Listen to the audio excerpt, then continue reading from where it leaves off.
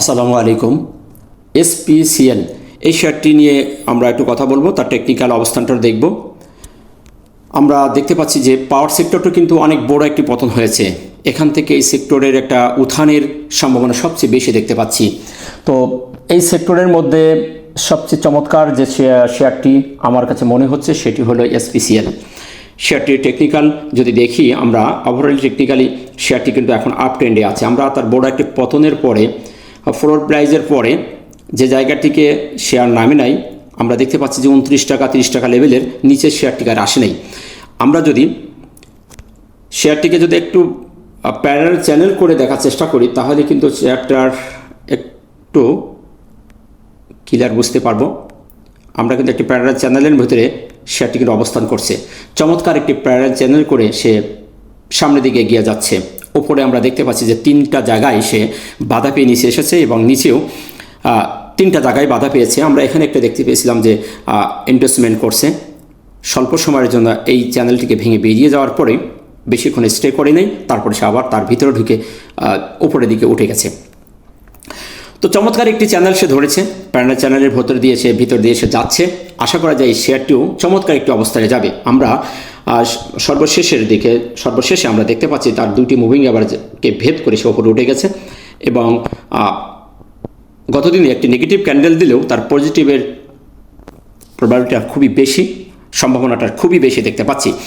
আমরা যদি তার নিকটে যে সাপোর্ট যদি দেখি, তাহলে আমরা হরিজন্টাল যে চ্যানেল করেছে, যে প্যারালাল চ্যানেল, এটি আমাদের একটা সাপোর্ট লেভেল থাকবে। তারপরও এই ক্যান্ডেলটির এই লেভেলটি যদি আমরা সাপোর্ট হিসেবে ধরে রাখি, তাহলে আমাদের চমৎকার একটি সাপোর্ট আমরা দেখব।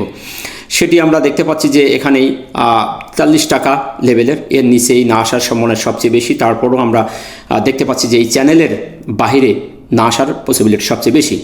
শেয়ারটি যদি এখান থেকে যেহেতু মুভমেন্ট করছে, তার সামনে যদি আমরা একটু রেজিস্ট্যান্সগুলো দেখি, তাহলে আমরা দেখতে পাই তার 49 টাকা 40 পয়সা এইখানে একটা রেজিস্ট্যান্স আছে। এটা ভেঙে বেরোতে পারলে আমাদের হায়ার হাই যে রেজিস্ট্যান্সটা 56 টাকা এর আশপাশ, তার 56 টাকা তার যাওয়ার সম্ভাবনা আছে। তারপরে যেহেতু আমাদের একটি চ্যানেল সে ধরেছে, প্যারালাল চ্যানেল, সেই দিক থেকে আমরা এ ধরনের একটা প্যাটার্ন আমরা আশা করতে পারি।